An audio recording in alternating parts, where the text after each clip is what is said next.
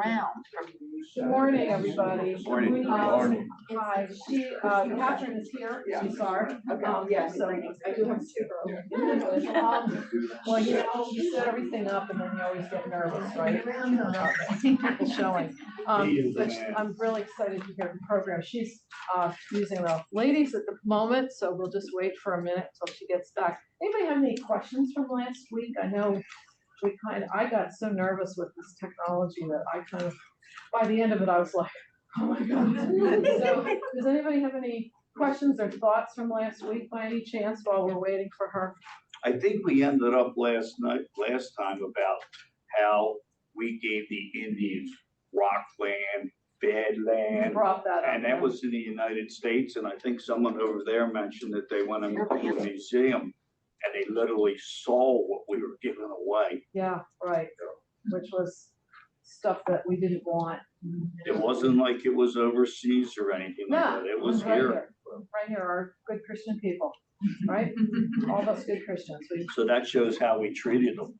Oh, absolutely. It shows how we've always, and most countries, and I forgot my one, you know, I brought that picture in on Turtle Island. I meant to bring it today. I just jumped out of the house. But I have a picture for those of you who weren't here that is a turtle, and it was painted by a Native American, and it shows all the peoples on top of his shell, because that's how Native Americans look at land. This is to be used, to be hunted, to be lived upon, to have your children on, to hunt and fish and grow your crops, but it belongs to Creator. It does not belong to us. And Europeans had a totally different thought process. You know, they're going to take their flag out and plant it. This is our land. Well, then you got into the drugs, the alcohol, right, where they were all turned into that to make money and stuff. Oh, sure. And it was a financial scenario, definitely. You know, that was part of it. And of course, the resources that were there, you know, growing things and taking the gold and taking it back, tobacco, you know, all these kinds of things. So Europeans had a whole different mindset. Well, that started with a theological premise that these were not people. You know, the Pope's edict that this was empty land. That's right. And we continued that after the U.S. was founded. Right. In the way we immediately sent surveyors to measure the land and then sell off the land to pay the war debts for the revolution. That's right. So it just kept going and Yeah. going. And this is, yeah, that was the whole idea of giving you that information on the Doctrine of Discovery last week, because those were the pagans and Saracens, and you had the right to go in and take whatever you wanted, because these people were not equal. See, I didn't have any idea of going up there and seeing where they tried to cut the roads in and they couldn't get them in, and it was just rock all over. But I didn't know they had an epidemic as far as drinking, alcohol, drugs. Oh, well. That's how they were staying alive. Absolutely, absolutely. So, yes, for one last one, and then we're gonna keep going. I want to hear Catherine speak today. Yes. Your presentations, have they been more focused on the Lenape? I'm not sure if I'm pronouncing that right. Their history, or are you talking over all the Native Americans within Last week, okay, just to review, last week I did mostly in what the PCUSA website has on it about the Doctrine of Discovery, which in 2018, we took a look at that as a big church, you know, PCUSA, and realized what we had done, some of the sins of the fathers. So what we did is they did a sort of a research on why that happened, and to do more of an apology about that. So that happened in 2000. They wrote that, and it's all on. You can get on the computer, go on the USPCA website. It's all on there. Everything that I did came right from there. Okay, it was not my opinion. It was what was on there because I thought it was great.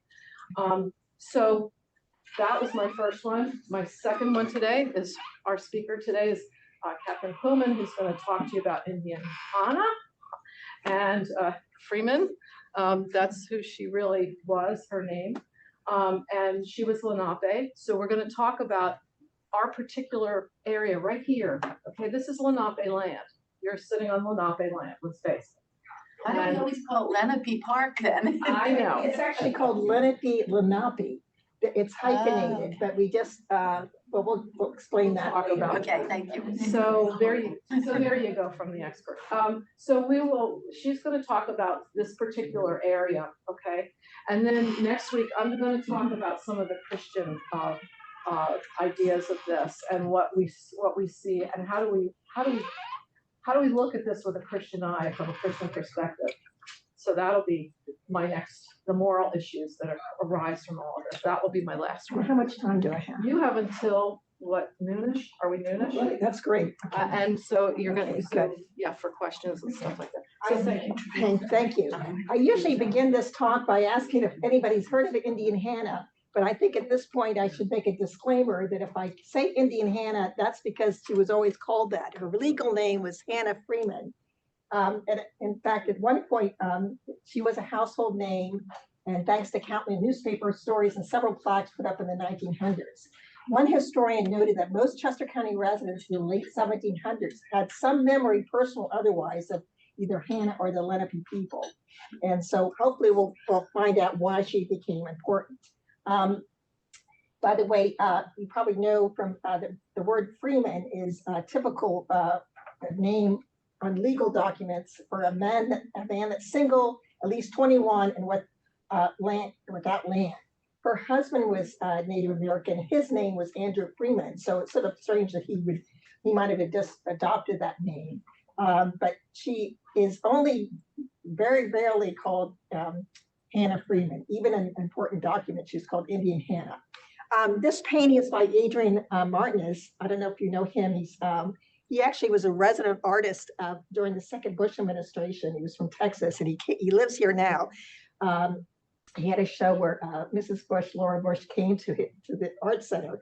Anyway, he's done all the figures of this area, and surprisingly, even though she was very celebrated, there was no painting of her or anything else.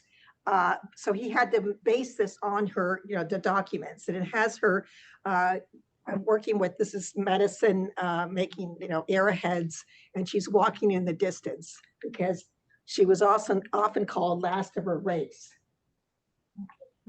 Here we have a painting by Frolic Weymouth, who founded the Brainerd Conservancy. He calls this Indian Hannah. And if you didn't know why, you think, where's the figure? Well, the legend was anytime she went anywhere, bluebells would bloom. So he did this. What is interesting, the reason we know a lot about Indian Hannah is because the Quakers took care of her, but there was a system in Chester County, the Quakers established, a foster care. You could take in someone, a poor person, and this is really rare that she was probably the only Native American that was investigated. And what they do is they call it an examination. They call it an examination of Indian Hannah, alias Hannah Freeman, on July 28th, 1797. And it was given by Moses Marshall, the overseer of the poor. And what they did was they would ask you these general questions, but they really wanted to establish where you lived. And in fact, if you lived a year, it was sort of like trick questions. They would ask you if you lived in Delaware or something, and that wouldn't be here. The idea was if you said you had lived elsewhere and you'd only been in Chester County for a month, they would put on your application, not our pauper, and then you would have to go someplace else. People that liked the Chester County poorhouse system, so they tried to, say that they worked here. So she was the only one, as far as I can tell, that she was brought in. And again, the testimony included things like Hannah was born in 1730 to Lenape parents who lived on the property of the Quaker William Webb in Kennett Township. That is actually in the middle of Longwood Gardens now, the house. In other lore, they didn't really say what she was doing, but we know she had 2 dogs, a cow, a horse. After her family disappeared from the area, she was described as, quote, moving about from place to place, making baskets and staying longest were best used. And she always stayed within the range of local friends and neighbors who knew her well, because she was supposedly born at where Longwood Gardens is. They have the house there. In fact, she was one of the first residents of the Chester County poorhouse. she came in with someone, they always write down like Black Betty and then Indian Hannah in 1800. And she was buried on the property. She was one of the first to die there 2 years later. My theory is that they took care of her and they were getting tired of taking care of her, that they sort of built this poorhouse technically for her. Sort of like if she was like the straw that broke the camel's back in a way. So this is amazing. This painting was about what she, about the time she went in to get her testimony. In fact, she knew Westchester because apparently she had, she sold baskets at the marketplace. She was more integrated than a lot of Native Americans, obviously, if she had a booth. That this is one of her baskets. This was actually, someone asked me, well, why don't you use a color photograph? And I didn't have a color photograph. It turns out I went in person at the Historic Society. This is attributed to her. It actually has colors and dyed things. Now, I don't know whether other ones did that, but here she made her living also by making brooms too. So can you imagine this family, this dealer sold it to the Historic Society in the 1930s, and I was told in the 70s they wouldn't think anything of it. They would have like a celebration and a picnic, and they'd bring this basket out, and like here's Indian Hannah's basket. But when I had to, it's now not even on display. I had to ask for it and get gloves and stuff. And when I was just barely picked it up, I moved it a little bit. A piece fell off of it. I said, "Oh my goodness!" And they said, "Oh, that's okay. It's always falling apart anyway." So. Anyway, here's the, so why is she sort of famous? Well, it turns out there's a poet that lived near Northbrook. This is, when I say Northbrook, that is down towards Marshallton area, south of Marshallton. He had a summer house there. This poet was very famous in terms of selling his books of poetry, if you can believe it, at the department store, Strawbridge and Crothers. I mean, nowadays you would never sell poetry there. But anyway, he was very well educated. He was educated. He was went to Oxford. He studied in Germany. His name is John Russell Hayes. He actually became a librarian at Swarthmore, and that's why a lot of the Quaker material is there. You always say that's very. He also attended Harvard too. He taught literature and composition at Swarthmore, and then he became the college librarian in 1906. He saw Hannah's world as something that would not survive on its own.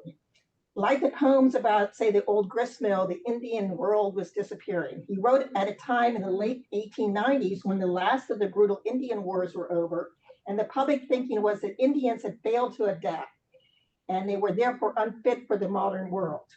Hayes admitted that, quote, the territory was wrestled from Hannah's tribe by the intruding English. That was what line from his poetry.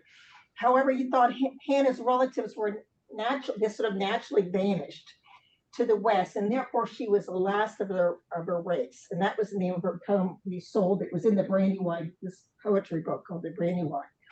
And that became, everybody think, well, how could she be the last Lenape? But that was the whole idea. We'll explore later.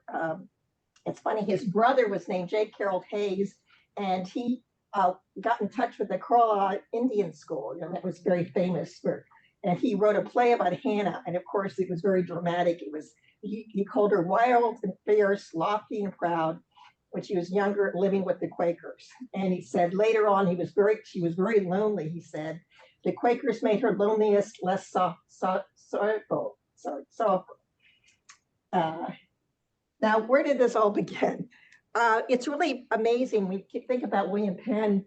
We forget that he was an Oxford graduate and he was very wealthy. His father worked with the king, and the reason we got his during the Commonwealth, when we didn't have a king in England, he got involved with the Quakers, which were they didn't believe in having like a minister. They had everybody was equal. And he wanted to help poor people and other things. So he was actually thrown in prison several times. And his father, my theory is like he was sort of like the radical hippie of his day, even though they didn't have hippies then. And his father says, "No, what can I do with my son?" And the king said, "Oh, we'll give him land here, this Pennsylvania." So he wanted to make, obviously you probably heard of it, the Great Experiment. And that was open to everybody. It wasn't just Quakers. It was anybody that was persecuted. So that's why we had German Lutherans. They were persecuted. The Mennonites became Amish. You had indentured servants that could get land here. And he really marketed the whole thing. He sort of failed in his idealism. But this painting, by the way, is at the in Harrisburg. It's by Violet Oakley. And she researched everything about him. And there he is at Christ Church, it says up there. What I thought was interesting is he was like a modern developer. He would write these, I guess, brochures, and one was to the Free Society of Traders. They actually had their headquarters in Society Hill. That's why it was a hill in Society. So it used to be called the Free Society Hill. And he wrote this thing about how you should settle. And it was the first thing, sort of a first description of the Lenape. He tried to get them to say the Lenape shall have liberty to do all things, and the planter they called settlers planters, should enjoy. My theory is that he thought that the Lenapes and the settlers could live in parallel universes, that they would be fine. He didn't anticipate all the people that would come here. Of course, he was also pacifist. He wanted to avoid the bloodshed which is already experienced in the Atlantic seaport by other Europeans, which they claimed the land. So he thought in his Pennsylvania, he was going to have a certain method, which was to purchase lands from the leaders of these Indian settlements and then resell them to European settlers. He purchased things like, for Indians, one was called One Breath of Mine, one was Breath of Mine. He would get sort of undefined territory between Christiana and Upland Creeks. Upland Creeks is way down near Chester. And he would trade with something like 2 pairs of stockings, a very good guns, a powder lead, a match coat, and then bits of Spanish money. But he thought that at least we're going to buy this land, but I didn't say whether the Indians knew what to do with the stockings and that kind of thing. But he was trying to make an effort. In fact, you've seen many pictures of William Penn making his first treaty and many treaties, but that was the most famous one. This is again, no man shall in word or deed affront or wrong any Indian. It's funny, he always uses the word Indian. This is from his 1681 Conditions and Concessions. And it says for the adventurers and the purchasers, because if you're going to live here, you're going to be a adventurer. What's interesting about this is about where Fishtown is. This is the first treaty, and they're looking, I guess, at cloth, but the Lenape that's there, he was actually part of the Turtle clan that Indian Hannah was a member of. And so we think about, oh goodness, that was like, they really knew how to deal with the settlers, because the Swedes had been there 60 years before. In fact, you see one of these buildings down here, you think, oh, that would be wilderness. In fact, it looks like it's roof being built here. This is by Benjamin West, by the way. So they knew to negotiate, they knew how to deal with the white settlers, because they had lots of fur trade with them early. In fact, this one Lenape is called King Tamari, which is, or Tamarin, which means affable. It also became, if you've heard of Tamari Hall, that became a New York City political organization. At one point, George Washington settled this, he celebrated the Tamari, King Tamari, but this ironically became a political organization founded in 1786, and it became corrupt years later, for the Tamari Hall. It mirrored the Democrat Party, but later became brutal. So ironically, the Lenape were considered very peaceful. Here's it's a shade of the elm tree, but they right there, that's the elm tree. That later on, the newspapers wrote about this tree that fell, that it died like in 1800s, and they all wrote about this shade tree. This is another painting, Edward Hicks. I don't know if anybody's heard of him. He's a Quaker artist that he was actually a minister, and he painted like 300 paintings of just the peaceable kingdom and He was obsessed with the idea of William Penn, working with the Indians and settling. Now he has a little bit of the buildings here, but he based this painting on it. This is just one of them. And this is the first the treaty is 1681. Here it is. This is pretty accurate. In fact, they say William Penn had the first description of the Lenape, but I don't know if they really had that headdress, but you think he was sort of copying, Benjamin West's painting. Here's another one called the Peaceable Kingdom, which he thought this is the truly settling. We were going to have a peaceful settlement with the natives. So what was interesting to me when I was studying about the Lenape is they were a lot like the Quakers in terms of they didn't have one leader. They had tribes and they had sort of like elders that would give advice, but they also lived in these, they're related to the Algonquin. That's why they have these bark houses, and they multi-generation families would live in these one houses, which is sort of like the Quakers. They would settle here in generations, stayed in one area. So, and they had some other things where they didn't believe in, they were basically agriculture. In fact, actually Lenape means, it means real people, the real people. They believed that they were the original people here.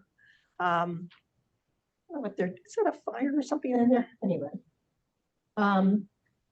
as I said, they're true men. They were often portrayed as a family unit, like the little kid and the husband and the wife. In reality, actually, when it's time the settlers came here, they pushed out the men, which they tried to stay here. They could only do things like be farmhands and things, but there was hunting territories very limited. So a lot of the fathers and the sons, including Indian Hannah's father and her husband, they went to places called Paxton, that's Harrisburg, a big trading area, and they could never get back. They would go to trade things and try to get money from the fur trade, and they just never got back. So there's mostly women that lived here at the time of Indian Hannah. As I said, they were planters of corn, beans, pumpkins, and squash, and they moved a lot too. They would hunt as far as to New York, and they had gardens in the fall, but basically they were a roving group, which meant that if they left, which we'll see later on, other people could take squatter rights of their property. In fact, what was interesting, Penn saw the advantage of having natives here. He said the tribes were continually traveling to the area, sweeping the forest floor of firewood and brush and creating trails. They said that you could look for miles. The trees grew very tall, so the underbrush would, they blocked the sun, so the underbrush would be non-existent. And those trails were, the Welsh took those trails and made roads. So almost every road we had in Chester County were part of the Indian Trail.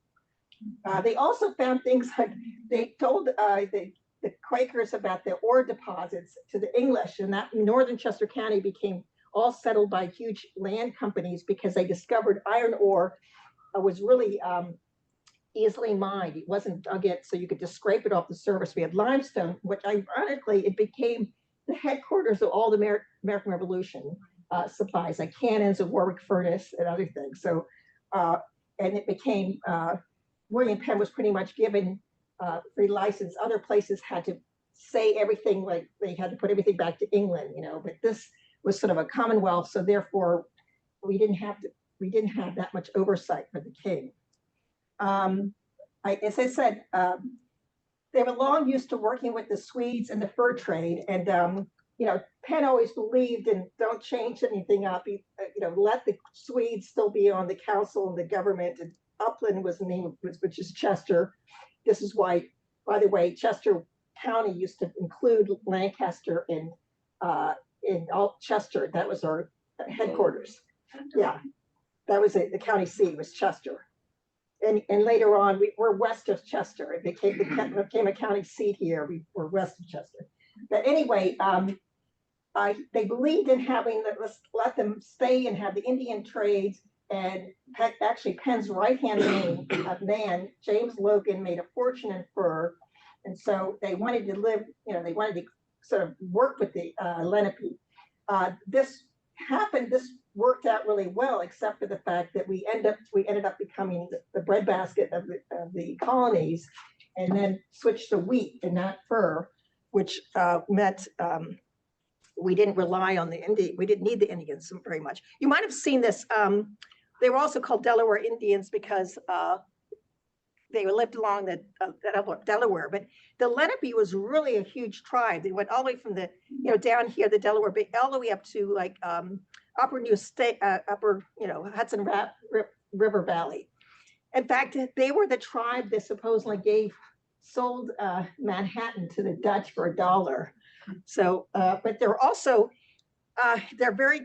they had like 50 different tribes, and they were usually named for different things. Like I said, the turtle tribe, the turkey tribe, all sorts of things. And they also said whether they were upper or lower Lenapes. It's amazing that what I always thought was surprising too is that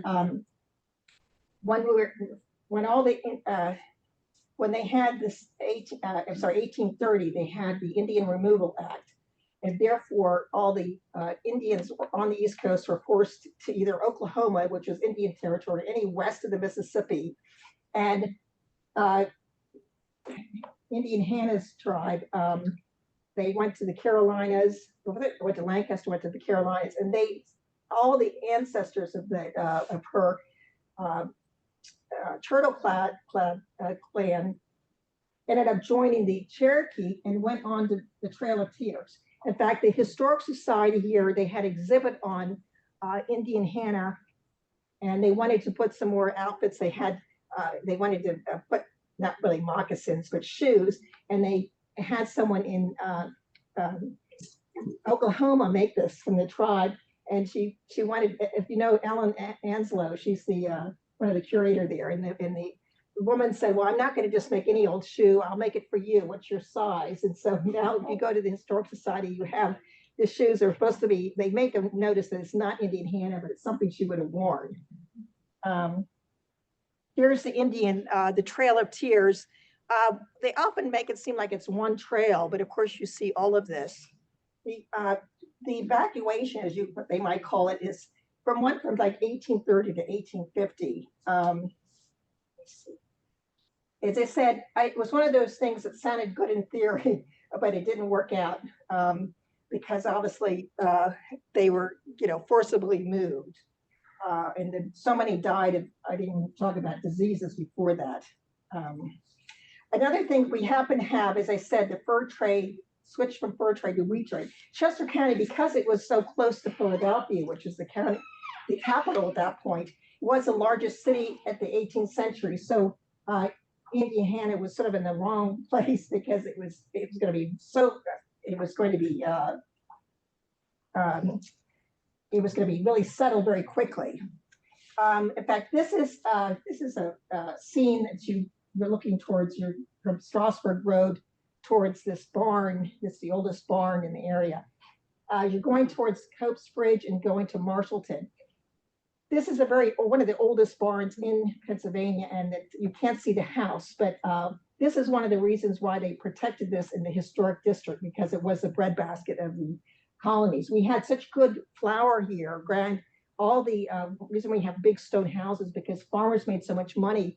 They would actually sell the flour to like Caribbean states, and they would have, in fact, these are small barns, English style, because they didn't need a big threshing. They would thresh outdoors. They wouldn't need storage because you would sell it very quickly. You would go to Philadelphia and sell this wheat, and it would go all over the place in Europe. And Washington always said you could tell bread that was made by Chester County flour. But anyway, this is very close to where Indian Hannah is. This is another picture that was very important. That was 19th century photographer took this, Max Mueller, and he obviously, it's sort of interesting. The house hasn't changed much. There you see the Taylor house. It was made out of brick, not stone.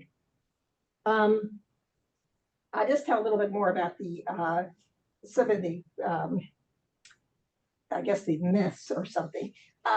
People were, of course, in the 19th century fascinated with the Lenapes and the Indians. This is what they call Deborah's Rock. Deborah later on came into dealing with Indian Hannah later. I'll tell you about that. But they had this big story. These churches groups loved it. This is again going to Marshallton over before the bridge. They would picnic here because they wanted to hear about this story about a Quaker boy falling in love with the Lenape girl, and they couldn't get married, and so she killed herself. It was sort of like, you know, Romeo and Juliet. But as I said, Deborah Taylor was a Quaker before that. They were saying that this is actually from the book called a Quaker Among Lenape Among Quakers. You might have seen. She said the power of this communal memory, the extent to which the region's residents continue to protect, celebrate, and preserve that story, begs to be reevaluated, since it conceals the day-to-day realities of others like Hannah, who refused to abandon their homelands and their identities, Lenape identities. So that's why they called her sort of the last Lenape, because if she was there present, that means they could not have full right to the land. That a lot of Quakers I know that are active Quakers in meetings houses, that they said they were going to buy that book and share it among, they weren't going to buy a whole bunch of those books. They disagree with the book, but it was written, it's sort of an academic book. And they were reading, they were saying, they make the Quakers sound terrible, you know. And I said, well, that was just the way they were, she wrote it from the point of view of saying, what Indian studies, as you know. Here. One place that they think that their Turtle Clan was the major settlement was where the Big Bend is. The Lenapes would settle places where they would have unusual feature, landscape feature, like a Big Bend in the Brandywine.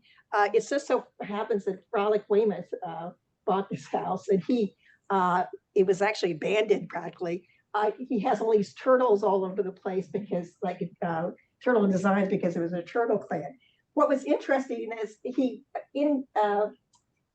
Penn gave this back to the Indians, except for this trader named Ezekiel Harlan. He just had squatting rights. He took over, lived in this thing, and then he later on made money as a translator, even though he didn't really know Lenape that much well. So basically, they said the seasonal absence of land or the single their right to parcel abandoned, they were given the right to anything that was abandoned, which they thought, of course, they would think that Lenape would abandon the area, and all they would do is go north to like maple sugaring at New York. There is actually, there used to be a rock right near, this is right before you over the bridge, if you go south, Route 100. And it talked about, that means Big Bend and Lenape. But here it is where it's Harlan, as soon as he's had squatter rights, he just went and created this map, there his name is, saying that, you know, we're just going to go ahead and take this territory. We'll talk a little bit more about that. There's actually a surprisingly few number of Indian books, and one of them was written in the 30s, and this archaeologist named, he actually did, he excavated in like 18 something, in the fifth, I'm sorry, he was excavating in 1800 in Glenmore, but he's showing in the beginning, the reserve land was, this is William Penn says, I'll give you the land back on either side of the Brandywine, without thinking about water rights and everything else. The Brandywine had at one point 150 mills, but he thought this would be a great thing from Wilmington all the way up to Honeybrook. The Indians were not included Northbrook. Now, later on, this sign is very confusing. This is over in Northbrook. And at one point they lost that land and they said, okay, we're gonna give you land from Northbrook, the Indian Rog, all the way up to the source of the Brandywine, which they thought was the Honeybrook. So they lost that territory, but basically it was all, it was a very complicated thing because I'll tell you about it, I'll explain it a little bit later, but they did have treaties and they tried to show the treaties, but they had some fires, so they couldn't legally say William Penn gave them this land, and all the English had. Yeah, can I just say, sure. that slide is really significant for Chester County, because this was what Penn gave the Lenape, gave them this property, gave them this land. Can you give land in the Indian mind? Can you give land? No, they had the rights to go live there. And as Where they were exactly. giving their traditional land. See, Correct.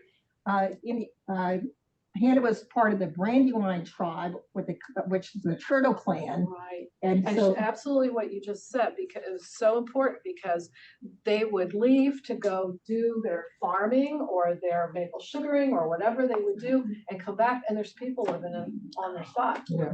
And so that's how a lot of it, and then the white people would say, hey, well, we've been here, you abandoned it. And they'd say, well, no, we were down,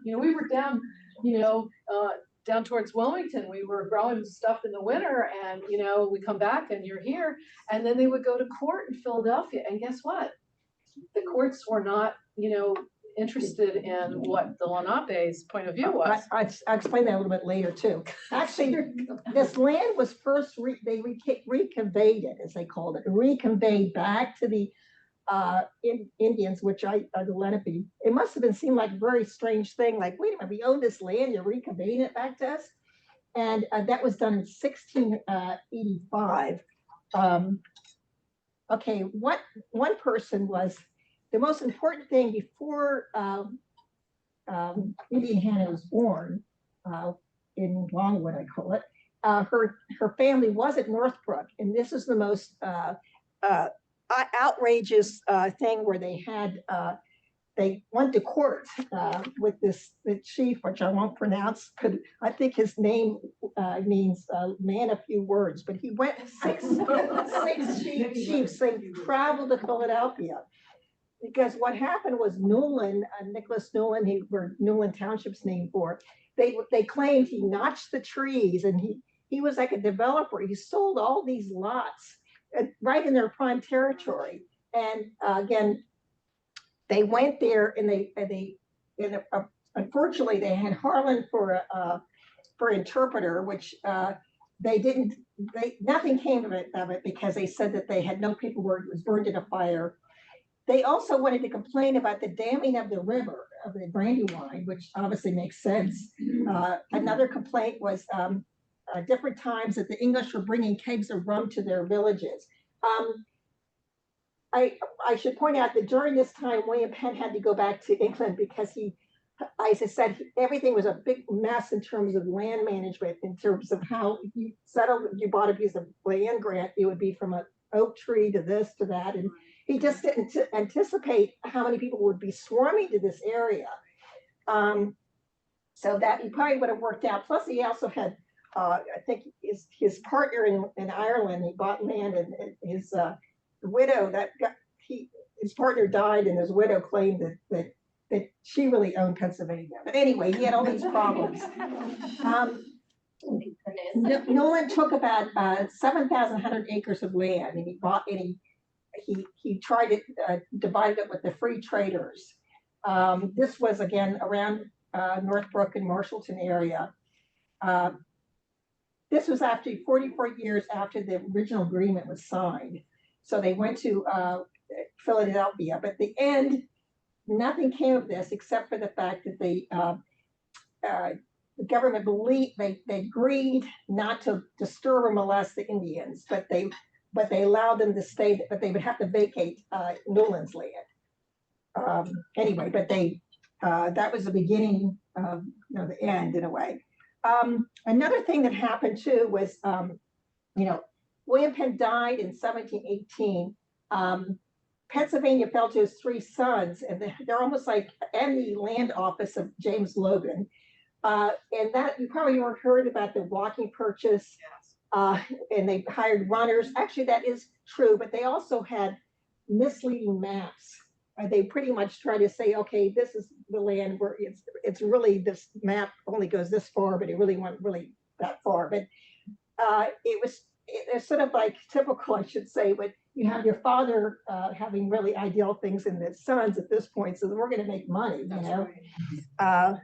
This is actually a postcard of the what they found, this graveyard in Northbrook. Whenever you knew that there was a mass graveyard, you knew there was a major settlement here. Mr. Hayes, we saw earlier, he actually got involved in that excavation and of the Northbrook. We'll see that later. You see, this is another picture. This is a very primitive map from that the same man that wrote about the, you know, the different settlements. He's showing where all the Indians, the Lenape considered the West Branch to be the main branch. They didn't even consider the East Branch. I don't know why, but they consider this more sacred on this. And he's just showing where all the, whatever he did research about where the Indian graves were. A lot of these graves were protected by the settlers. And they would say, oh, I think that, and then years later, like one in Glenmore, actually near Springton Manor, it was actually excavated in 1955. And then also in the 80s by a university professor. Here's, I think Mr. Hayes is down this way, but you could see where they excavated it here. What was remarkable, it was discovered by this farmer whose dogs dug this up, and then they saw these skeletons there, and they were actually, they called buried in the post-settlements area, because Lenapes had a certain way of being buried. But here they were like facing north, and they were on wooden platforms, and they were actually buried like white man would be. They weren't in their traditional way was actually sort of like in a fetal position, if you can believe it. And they would have lots of beads and stuff. All that stuff went to Swarthmore College. It was excavated in 1878 to 1899. So this is another reason why Mr. Hayes decided, you know, he wanted to celebrate. Let's take one Indian Hannah and let's write about her. As I said, now we have, this is ironically, I said there was three major reservations, we could call them. Northbrook, this is another one called Akehaking, and that means all surrounding. And there was, let me see, and Big Ben. Big Ben would be another one. But ironically, this is still, you know, it's been saved and preserved. You could go visit this. They don't have that much Indian interpretation on it, though. What was unusual about this, we don't know whether Indian Hannah lived here. In her testimony, she said she lived along the Chester Creek, which is nearby, but the Chester Creek's very long, so we didn't know whether it was, and this is actually, this is still in Chester County. But it's found in Route 3. See, what was, it was first, ironically, it's the first reservation that failed in Penn's time, but it's the only one that technically that's preserved. But it was also the, at this point, the Lenape actually asked for this land to be set aside, because it would be along two creeks.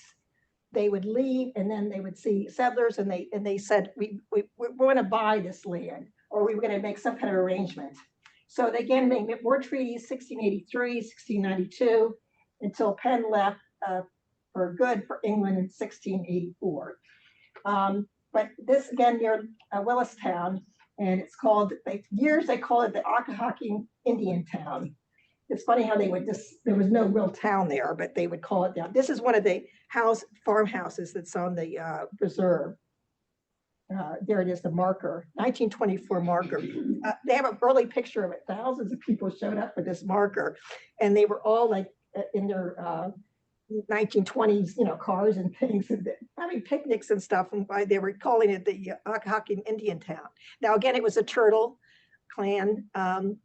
But he gave them this square, it was actually sort of diamond-shaped land. Oops. Now we're getting back to Indian Hannah. As I said, all that happened before she was born, the one with Newland losing the Newland land. As I said, what's interesting, there were many markers put up. Again, quoting Mrs. Marsh of the book, Hannah Freeman was not the last of her kind. This is part of the myth created by the settler population that forced out the original population. Within a generation of her death, she was romanticized and entered in the legend as an artifact of the past. This is, again, a draft of her. She looks younger here, that Adrian Martins did. What's interesting that when she lived with her husband, they lived along Britain's Run, which goes right into the Brandywine, and that's where Andrew Wyatt's estate is. and I don't know if he ever knew that, but they, at that point, she was pretty much integrated. They don't know that she had any children, but she, at one point when her husband left, she actually worked for Mr. A tavern. Actually, after the Battle of the Brandywine, we have Benjamin Ring House and the just forgot the name of the house, the Gilpin House.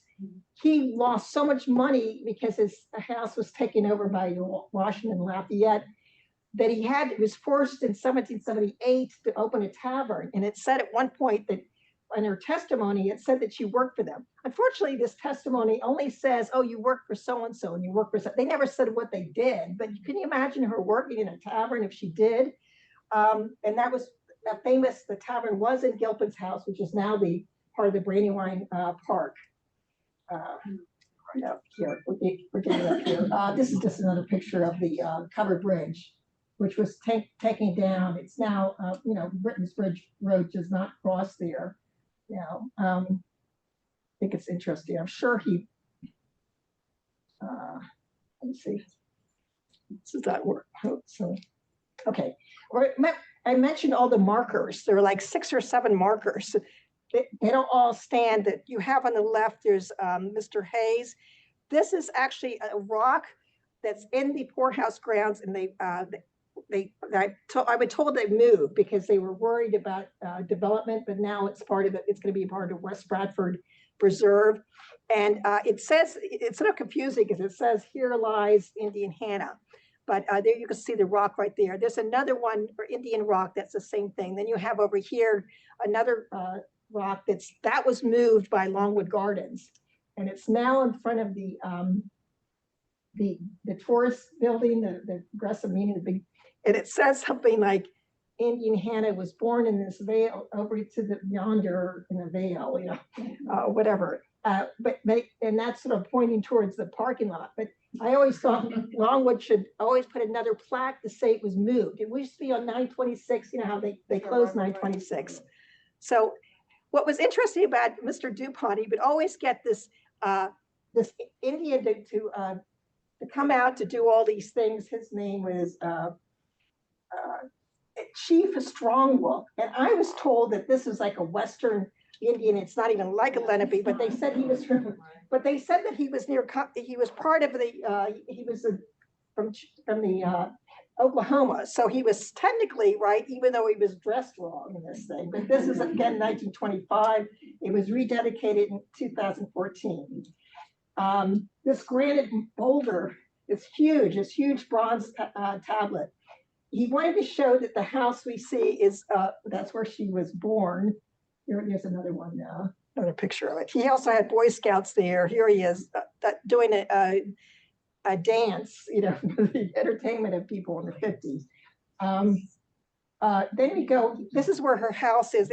You go in there today, they have a little plaque, but not much, that Indian Hannah was born there. And what was interesting about this, she was only allowed to stay there in her family in the winter, and she would work alongside Mrs. Webb, and then they had a daughter named Hannah. So you wonder how she got her name. But they basically during the summer, it was like, get out of the house, and they stayed nearby, which I'll show you that. But this is the beginning of all taken care of. Here you see another thing. This is from the testimony where they wondered where she was, where she grew up. The testimony means Hannah's family continued living in their cabin, sometime in Kennett and sometime in Center, which is in Delaware, until 1764. Now, she couldn't bring up Delaware too much because she would be considered not our pauper, but that's called the Meadowlands if you go there now. When they weren't at the Webb House, Longwood happened to own this building. This is called the Anvil Inn or the Welch's Tavern. It was a revolutionary site. We had the first skirmish like at 6 a.m. The Battle of Brandywine, 1777. But interesting, there were many accounts where if the Daily Local had a slow news day, they would go down and they would describe these tents as wigwams. But of course, they said they wouldn't have their bark houses because it's a temporary place. And she's known to live there with her mother. and her aunt. And you wonder whether what the language is, because it's called Aunt Betty or something, that they interpret this, differently. By the way, William Webb was very wealthy just because they had to be wealthy if they were going to help the Lenapes. And he was a member of the Assembly, a Justice of Peace, a surveyor, and a traveler. So now we're getting right to the scary part. Here's another side. I'm sorry. Here's another. That's where it's 926 was right. Just not 926. Yeah, that's a long- Yeah, One. that before it moved. Someone put that anvil there. That's what, because it was an anvil. And they say that this is the Underground Railroad site too. This is from the, a lot of these sites were. Now, Yeah, now I recognize. when she was living there, actually, they said that what happened, the Paxton boys slaughtered all these people. This is from an 1841 lithograph, and it shows a prison in Lancaster. And it murdered dozens of Conestoga Indians, which when they say the Conestoga Indians were initially a Lenape that went up there and blended in with the Conestoga. They actually, the government, even William, Ben Franklin tried to intervene with this. They put them in prison, but then the prison was had these Paxton boys would come in and invaded this. They also couldn't escape because there was a snowstorm. They were, in other words, in protected custody because Ben Franklin said something. They were accused of murdering local settlers. 2 days after Christmas, the Paxton boys broke in and murdered, we don't know how many, 12 or 10. They didn't even keep track. The Paxton boys were never convicted, but there was a warrant for their arrest because they claimed that the Indians raided their homes, and they later marched to Philadelphia in protest. And Ben Franklin wrote about the entire ordeal in the Indians' defense in his Pennsylvania Gazette newspaper. So that's sort of interesting that this happened while she was living in Chester County. So they all, at this point, they thought, oh goodness, we've got to get out of here.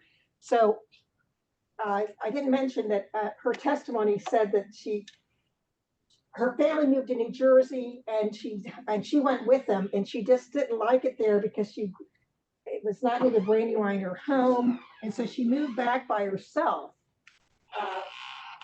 Let's see, I get the exact words, but anyway, one of the places, this is when she started to stay with different people. They actually went across the Delaware River and also New Jersey. It was described as till the Indians were killed in Lancaster, soon after which they, being afraid, they moved to Delaware and New Jersey and lived in New Jersey Indians for about 7 years. This is a quote from the testimony. I mean, as I said, they must have, Moses Marshall probably changed the wording a little bit. But anyway, this is in Longwood, it's Pierce's Park. Before, the Pierces were, the reason Mr. DuPont saved Longwood is because they were early botanists, and they were actually relatives of Humphrey Marshall. They had, they saved, there was lots of old growth trees. And so DuPont took over this in the 50s or 40s because he wanted to save the old growth trees. But there's many accounts of her staying here and sort of sharing, the Pierce brothers sharing, this is very close to the Webbs, sharing idea of how to use herbs and, because they were professionally trained, and they later treated Hannah, which is surprising. It said 1795, Jacob Pierce entered on his books that he bled Indian Hannah, and again in 1799, and then 1800s, he took her to Moses. He's the one that took her to Moses Pennock near Kennett, and they would take turns. We'll see that later. She traveled as far southward as Newcastle, eastward to Goshen, northward to Northbrook, westward to Avondale, and visiting. When she visited a white family, she spun flax and wool. And of course, she had her she must have been living close to Westchester when she had her baskets for sale. The big connection was that she stayed longest in the Abraham Marshall. This is near Northbrook. Abraham Marshall he was Humphrey Marshall's father. This is called Castle Rock Farm. It's now been preserved. But it's amazing that that he settled so early. He would write in his diary how there were so many Lenape there that they would, show them, what to do. And everybody else would say, why are you down there? You're living with the heathens, And he actually used to walk the center of before he built the meeting house. He started the Bradford meeting, which is ironic when she was living here too. The Trimble's Ford is a famous part where the British crossed and made their flanking maneuver and surprised Washington on the Battle of Brandywine. So you wonder whether she was staying there at the time. This is also by Adrian Martin. It's Humphrey Marshall. He never had his photograph taken. He was probably the most prominent botanist. And he was very good friends with Indian Hannah. She stayed with the family. You probably know his cousin better is Barton Gardens, that's in Philadelphia. But he was one that is most famous for writing the first book on native trees. And this is obviously he wanted to promote the idea that we have our own things, England. So anyway, he probably, this is his house and observatory. He took care of Indian Hannah. He let her stay at this different place. And ironically, by the way, some web relatives, this is called Indian Hannah seeds, and you could still buy these from the Webb family. Apparently they kept these, they're long beans, and they kept this, and you could buy them. Here's the American Grove. This is the most famous book. It's all about, and it's dedicated to Ben Franklin. So it was the first American book published by American, all about forest trees and shrubs. And it's interesting. I'm sure he relied on Indian Hannah to point out different herbs and things. And ironically, Moses Marshall, the guy that brought her in, he worked for Humphrey Marshall. He would travel all over the place. And years later, actually, President Thomas Jefferson wanted him to go do the exploring of the Lewis and Clark did it instead. I think as I said, this is the this is the meeting house, Bradford meeting. So she would have been a part of this. This is not even, I'll just gloss over this. Humphrey Marshall's cousin, Bailey, he helped Mason and Dixon do the survey. He was a clockmaker, and they stayed in his house, and they had a huge territory. The Mason-Dixon line was it was a dispute with Lord Baltimore, and they wanted to have a boundary. That was later on used as the designation between free states and not. But ironically, she knew a lot about, being Native Indian, about the different, stars and things. And so it was likely she might have been there. Too bad no one wrote about her. Mason had a diary, but he only mentioned what the calculations were. And they had to go all the way down. This is a major project. They were there 6 months, not here, but having to travel. But they also had some guides too. Been interesting. Another thing, Martin's Tavern is now a ruin, but in fact, Adrian Martin has taken, he's done paintings of the Indians and the three blacks hanging around here in the tavern. So she was sort of close to civilization as well. But this is Marshallton was pretty, it was named for Humphrey Marshall. It was pretty sophisticated in its time because they had, Squire Cheney was here, the military was here. They had lots of trips going back and forth to Philadelphia. So you wonder if at the time whether Indian Hannah would say, come with us, I'm going to Philadelphia, but I don't think that ever happened. But so this is where we're getting to the final thing.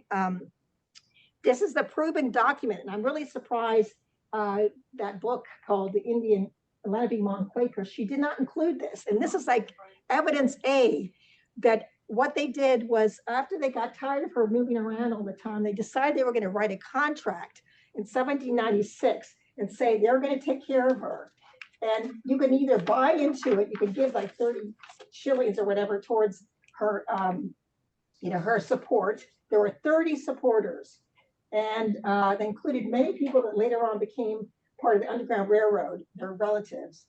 And that was the Marshall family, the Taylor we saw, the Harlan family. The Harlan is where the Mason-Dixon was, so they all knew her. And she was supposed to agree to an 8-week, she would stay 8 weeks and 2 days. I don't know why they came with the 2 days. And others gave 7 shillings to 2 to 3 shillings. But anyway, they wanted, most of them committed to just say 1 week, not 8 weeks. But we had diaries where they would say things like the diary of Joseph Bernard, who's down near the Bernard's orchard, took Indian Hannah and delivered her up to William Allen. She having been here for 10 weeks. So she would overstay. And I wonder, what happened to her dogs and her cow went with her. They even had, this was really planned. They had a president, a treasurer, and they had 2 years of monthly meetings.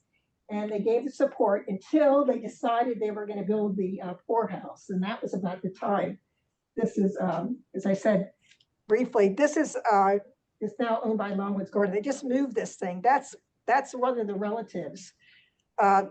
It's interesting. They became the Underground Railroad. This building was just moved along Route 1. It's in the Underground Railroad book. So it's really interesting that they took care of it. This is a picture I took near Northbrook. That's outside of Marshallton. I didn't put the sign in. And it should be in color. But there's a sign that said this is where Indians stayed the longest, and that was again Humphrey Marshall's property. You see, what does it say? So she was living here at the time, and having probably loved her freedom when she had to leave here to go to the poorhouse. As I said, the plaque. Here's the poorhouse. There was many poorhouses where the Emeryville was, the police headquarters. And this is just, the first building was brick. It was so modern that they say that Charles Dickens wanted to come see it because it wasn't a debtor's prison. It was, you would learn a trade too. So we know this is how it looked when she came in. And what I really ironically, after all this thing, she was always being written about all the time.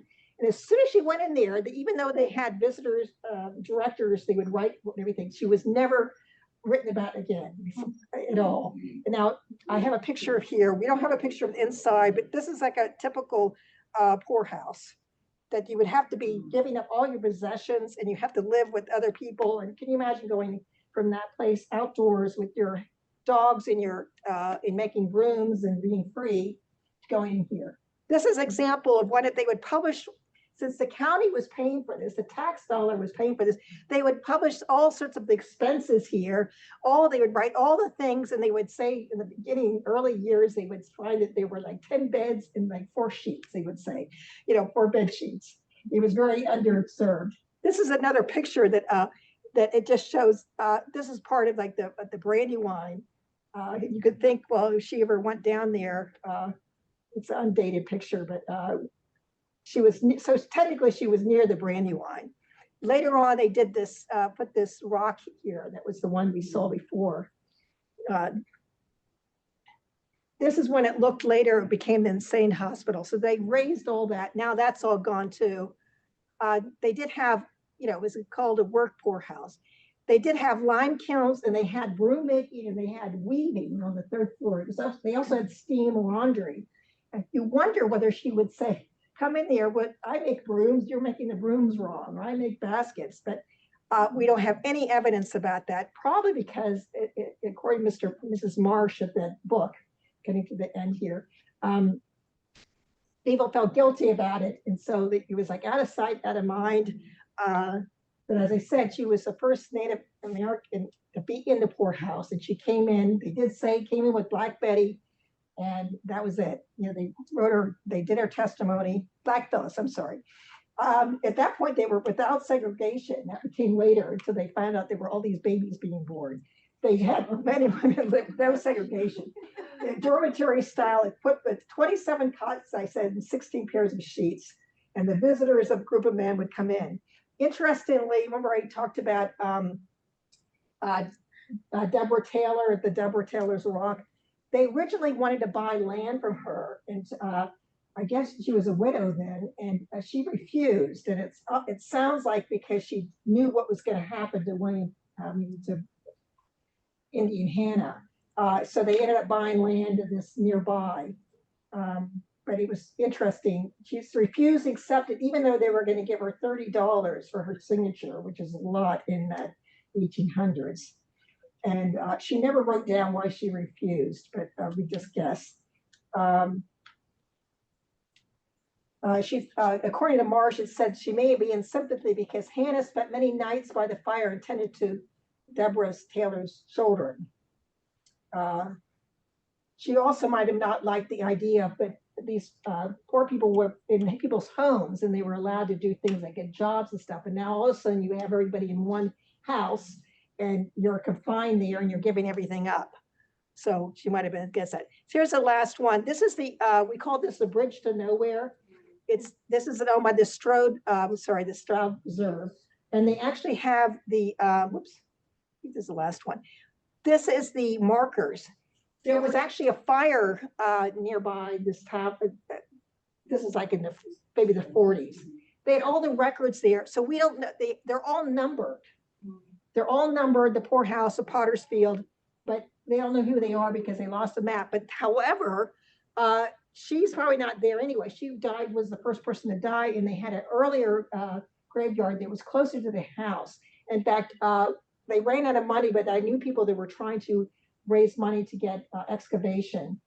And even now, the county wouldn't help how much and say that, but they, for some reason, archaeologists, they want to find things, but they don't want to find any bodies, that's for sure.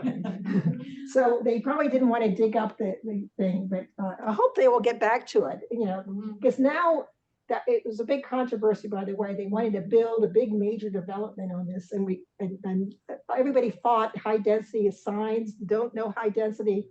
And now they permitted 30 houses now, and they just all crammed in when you come in on Strasburg Road. But at least the property, West Bradford, is bought it back.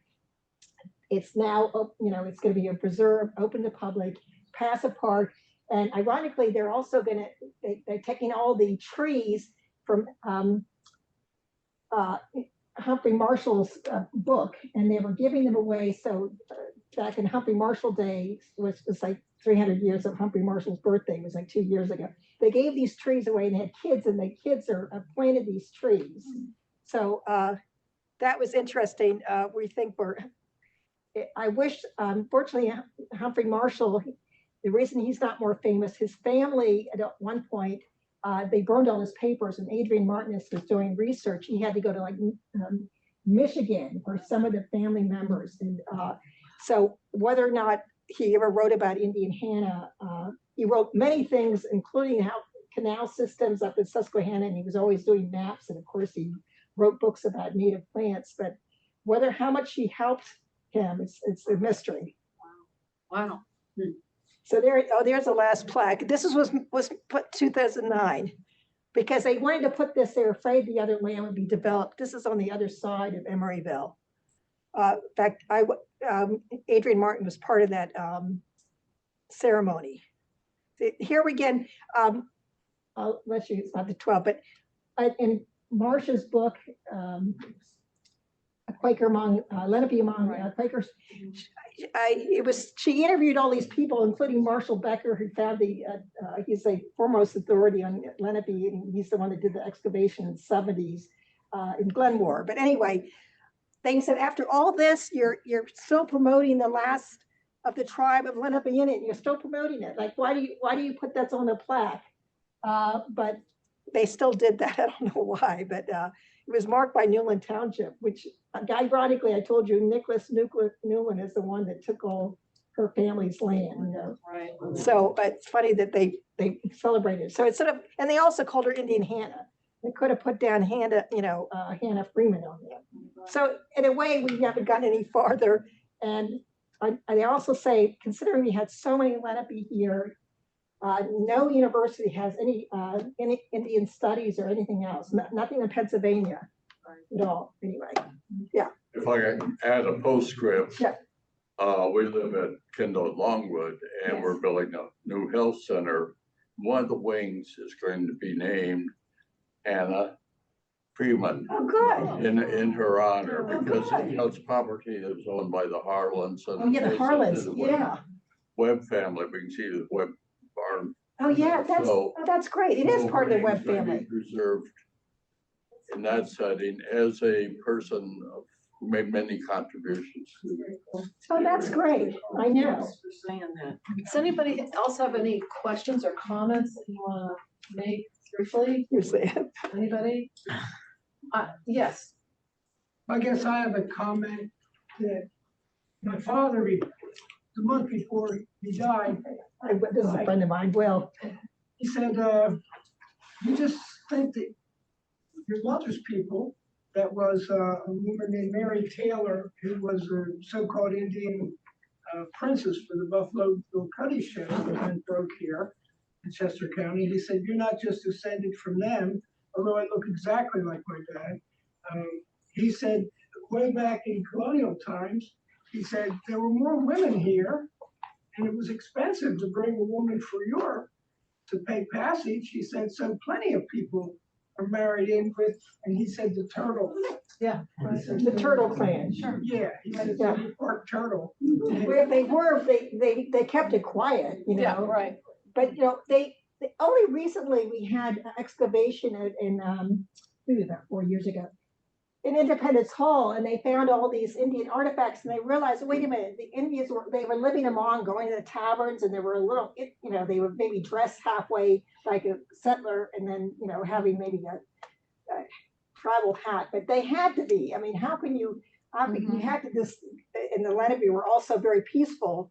I mentioned that fortunately they went to Lancaster, then they ended up going to Carolinas, but the ones that tried to do their best living here, it just didn't work out because they couldn't get any, you know, they weren't allowed to plant corn or anything. They weren't allowed to have any kind of things that they had before. And they're still here. There's a Lenape Center up in Bristol Oh, is that there? I have not visited yet. But there is one up there, and they have all kinds of things there. I went to a ceremony down down in Delaware, and they were all Lenape, and it's very interesting. And they, you know, you think, oh, they're gonna look like, you know, they're gonna have a headdress, more hair, but these folks look just like you would see them at Walmart. You know, I mean, it's a blending thing. That we're gonna also be speaking next week. You mentioned the Paxton Boys. The person who was very involved in the Paxton Boys was John Elder, and he was a Reverend Presbyterian at Paxton Oh, really? Presbyterian Church. And we're going to talk about that next week. I've been there. So, yeah. By the way, funny that they called boys, they were really men, but that made it seem so bad. Oh, at the back, you know, they were just boys killing, they didn't want to be Indians. Right. I want to thank, The question. okay, I want to thank you for being Thanks. here. And if you have to go, but thank you.